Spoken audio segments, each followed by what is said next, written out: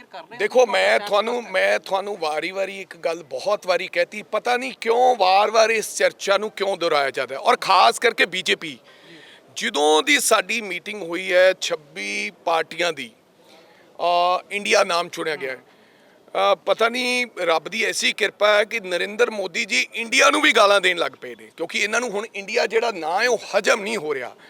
ਅੱਜ ਦੁਬਾਰਾ ਫੇਰ ਜਨਤਾ ਦੀ ਕਚਹਿਰੀ 'ਚ ਕਲੀਅਰ ਕਰ ਦਈਏ, ਔਰ ਸਾਨੂੰ ਤਾਂ ਬਿਲਕੁਲ ਕਲੀਅਰ ਹੈ ਕਿ ਜਿੰਨੇ ਵੀ ਲਾਈਕ ਮਾਈਂਡਡ ਲੋਕ ਇਕੱਠੇ ਹੋਏ ਆ, ਇਹ ਬੀਜੇਪੀ ਸਰਕਾਰ ਦੇ ਖਿਲਾਫ ਔਰ ਖਾਸ ਕਰਕੇ ਦੇਸ਼ ਦੇ ਪ੍ਰਧਾਨ ਮੰਤਰੀ ਨਰਿੰਦਰ ਮੋਦੀ ਜੀ ਦੇ ਖਿਲਾਫ ਇਕੱਠੇ ਹੋਏ ਹੈ ਕਿ ਕਿੱਦਾਂ ਅਸੀਂ ਡੈਮੋਕ੍ਰੇਸੀ ਨੂੰ ਬਚਾਉਣਾ ਹੈ।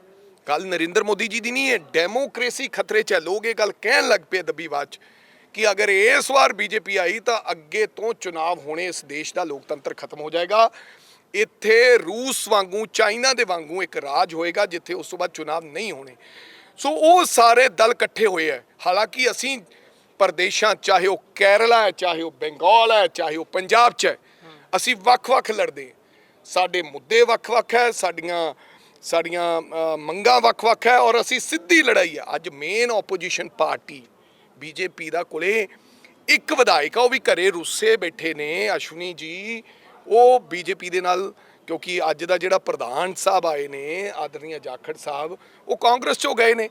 ਸੋ ਇਸ ਕਰਕੇ ਸਾਡਾ ਅਲਾਇੰਸ ਇੰਡੀਆ ਅੱਪਰ ਲੈਵਲ ਤੇ ਹੈ। ਸਾਡੇ ਨਾਲ ਕਿਸੇ ਦਾ ਕੋਈ ਅਲਾਇੰਸ ਦੀ ਗੱਲ, ਕਿਸੇ ਪ੍ਰਕਾਰ ਦੀ ਕੋਈ ਚਰਚਾ, ਕਿਸੇ ਪ੍ਰਕਾਰ ਦਾ ਕੋਈ ਸਵਾਲ, ਕੋਈ ਚਰਚਾ ਹੀ ਨਹੀਂ। ਔਰ ਆਉਣਾ ਤੁਹਾਨੂੰ ਲੱਗਦਾ ਇਹ ਮੀਡੀਆ ਨੇ ਚਲਾਤਾ ਸੀਟ ਸ਼ੇਅਰਿੰਗ। ਇਹਦੇ ਜਿਹੜਾ ਬੰਦਾ ਇਹ ਕਹਿੰਦਾ ਵੀ ਸੀਟ ਸ਼ੇਅਰਿੰਗ ਹੋ ਗਈ ਹੈ, ਉਹਨੂੰ ਪੁੱਛ ਕੇ ਆਓ ਵੀ ਤੁਸੀਂ ਕਿਹਨੂੰ, ਸੋਨੀਆ ਜੀ ਨੂੰ, ਖਰਗੇ ਸਾਹਿਬ ਨੂੰ ਜਾਂ ਕੇਜਰੀਵਾਲ ਜੀ ਨੂੰ ਤੁਸੀਂ ਮਿਲਿਆ ਹੋ?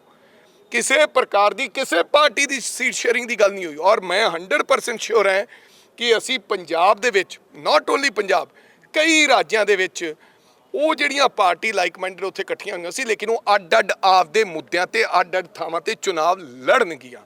ਸਾਡਾ ਕਿਸੇ ਨਾ ਕਿਸੇ ਪ੍ਰਕਾਰ ਦਾ ਕੋਈ ਅਲਾਇੰਸ ਦੀ ਗੱਲ ਨਹੀਂ ਹੈ।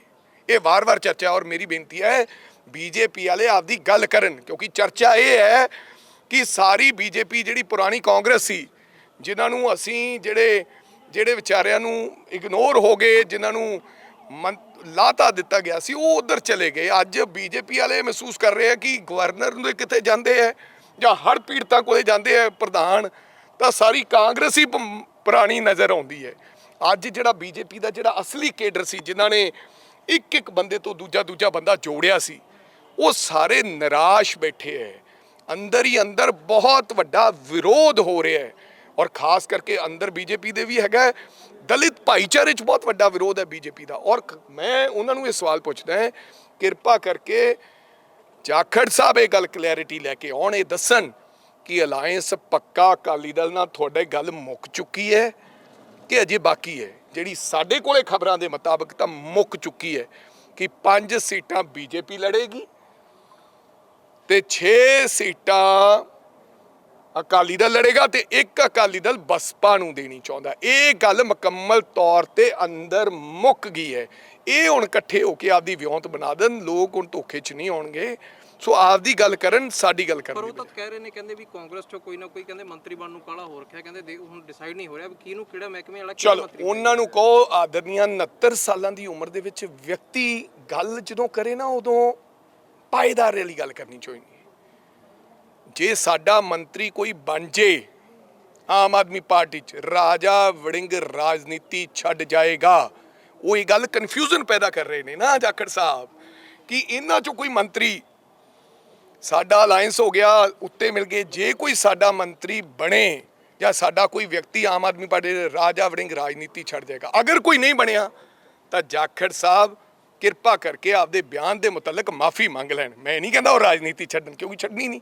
ਐਵੇਂ ਇਸ ਉਮਰ 'ਚ ਝੂਠੀ ਅਫਵਾਹ ਫੈਲਾਉਣੀ ਕਿ ਉਧਰ ਮੰਤਰੀ ਦੀ ਗੱਲ ਚੱਲ ਰਹੀ ਹੈ, ਹੁਣ ਉਹਨਾਂ ਨਾਲ ਅਲਾਇੰਸ ਹੋ ਗਿਆ, ਇਹ ਗਲਤ ਗੱਲ ਨਹੀਂ ਕਰਨੀ ਚਾਹੀਦੀ। ਔਰ ਐਡੀ ਉਮਰ ਦੇ ਵਿਅਕਤੀ ਤੋਂ ਇਹੋ ਜਿਹੀਆਂ ਗੱਲਾਂ ਚੰਗੀਆਂ ਨਹੀਂ ਹੋ ਰਹੀਆਂ। ਇਹ ਪੰਜਾਬ ਦੀ ਜਨਤਾ ਨੂੰ ਦੱਸਣਾ ਚਾਹੁੰਦੇ ਆ ਵੀ ਚੰਡੀਗੜ੍ਹ ਸਾਡਾ ਹੈ, ਚੰਡੀਗੜ੍ਹ ਵੱਖ ਹੈ ਤੇ ਪੰਜਾਬ ਵੱਖ ਹੈ। ਹਾਲਾਂਕਿ ਪੰਜਾਬੀ ਇਹ ਸਮਝਦੇ ਆ ਵੀ ਚੰਡੀਗੜ੍ਹ ਸਾਡਾ ਹੈ ਤੇ ਸਾਡਾ ਹੀ ਇਹਦੇ ਤੇ ਹੱਕ ਹੈ। ਸੋ ਮੇਰੀ ਇਹਨਾਂ ਦੋਵਾਂ ਮੁੱਦਿਆਂ ਤੇ ਅਸੀਂ ਵਿਰੋਧ ਕਰਾਂਗੇ, ਲੜਾਈ ਲੜਾਂਗੇ। ਨਾ ਤਾਂ ਚੰਡੀਗੜ੍ਹ ਦੀ 1 ਵੀ ਇੰਚ ਜ਼ਮੀਨ ਹਰਿਆਣੇ ਨੂੰ ਦੇਣ ਦਿਆਂਗੇ, ਨਾ ਅੱਜ ਨਾ ਕੱਲ। ਤੇ ਨਾਲੇ ਇਸ ਗੱਲ ਦਾ ਸਾਡਾ ਵਿਰੋਧ ਹੈ ਕਿ ਬਿਲਕੁਲ ਪੰਜਾਬੀਆਂ ਨੂੰ ਵੱਖਰਾ ਟਰੀਟ ਨਹੀਂ ਕਰਨਾ ਚਾਹੀਦਾ। ਪੰਜਾਬ ਚੰਡੀਗੜ੍ਹ ਦਾ ਹਿੱਸਾ ਹੈ। ਪਰ ਜਿਸ ਪ੍ਰਕਾਰ ਤੁਸੀਂ ਕਿਹਾ ਵੀ ਪੰਜਾਬ ਦੇ ਨੰਬਰ ਵਾਲੀਆਂ ਗੱਡੀਆਂ ਦੀ ਫੀਸ ਵਧਾਈ ਜਾਊਗੀ, ਇਹ ਤਾਂ ਸ਼ਰੇਆਮ ਮੈਂ ਸਮਝਦਾ ਕਿ ਸਾਡੇ ਨਾਲ ਬਹੁਤ ਵੱਡੀ ਧੋਖਾ ਹੈ। ਇਹੋ ਜਿਹੀਆਂ ਘਟਨਾਵਾਂ ਤਾਂ ਹੋਰ ਜਿਵੇਂ ਜਿਵੇਂ ਇਲੈਕਸ਼ਨ ਨੇੜੇ ਆਊਗਾ ਤਾਂ ਕਰਨਗੇ। ਪਹਿਲਾਂ ਤੋਂ ਇਹ ਤਾਂ ਪ੍ਰੈਡਿਕਸ਼ਨ ਹੈਗੀ ਹੈ ਕਿ ਦੇਸ਼ ਨੂੰ ਲੜਾਉਣ ਦੀ ਗੱਲ ਕਰਨਗੇ, ਦੇਸ਼ ਨੂੰ ਭੜਕਾਉਣ ਦੀ ਗੱਲ ਕਰਨਗੇ। ਔਰ ਅਸੀਂ ਇਹ ਕਹਿੰਦੇ ਹਾਂ ਕਿ ਕੋਈ ਵੀ ਦੋਸ਼ੀ ਹੈ, ਚਾਹੇ ਉਹ ਹਿੰਦੂ ਹੈ, ਚਾਹੇ ਉਹ ਸਿੱਖ ਹੈ, ਚਾਹੇ ਉਹ ਮੁਸਲਮਾਨ ਹੈ, ਚਾਹੇ, ਕਿਉਂਕਿ ਜਿਹੜਾ ਦੋਸ਼ੀ ਹੈ ਉਹਦੀ ਕੋਈ ਜਾਤ ਤੇ ਧਰਮ ਨਹੀਂ ਹੈ, ਉਹਨੂੰ ਬਖਸ਼ਿਆ ਨਹੀਂ ਜਾਣਾ ਚਾਹੀਦਾ ਕਿਸੇ ਵੀ ਪ੍ਰਕਾਰ ਦਾ, ਚਾਹੇ ਉਹ ਮਣੀਪੁਰ ਦੇ ਦੋਸ਼ੀ ਹੈ ਤੇ ਚਾਹੇ ਉਹ ਇੱਥੋਂ ਦੇ ਦੋਸ਼ੀ ਹੈ। ਇਹ ਸਰਕਾਰ ਹੁਣ ਲੋਕ ਪੁਲਵਾਮਾ ਵਰਗੇ ਲਾਰੇ 'ਚ ਨਹੀਂ ਆਉਣਗੇ। ਉਹ ਦੱਸਦਾ ਸੀ ਜੰਮੂ ਕਸ਼ਮੀਰ ਦੇ ਗਵਰਨਰ ਸਾਹਿਬ ਨੇ, ਹੁਣ ਇਸ ਤਰ੍ਹਾਂ ਦੀ ਕੋਈ ਸਾਜ਼ਿਸ਼ ਦੇਸ਼ ਦੇ ਅੰਦਰ ਚੱਲੇਗੀ ਨਹੀਂ। ਇੰਡੀਆ ਨਾਮ ਤੋਂ ਬੀਜੇਪੀ ਘਬਰਾਈ ਵੀ ਹੈ, ਇਹ ਮੈਂ ਦੱਸਣਾ ਚਾਹੁੰਦਾ।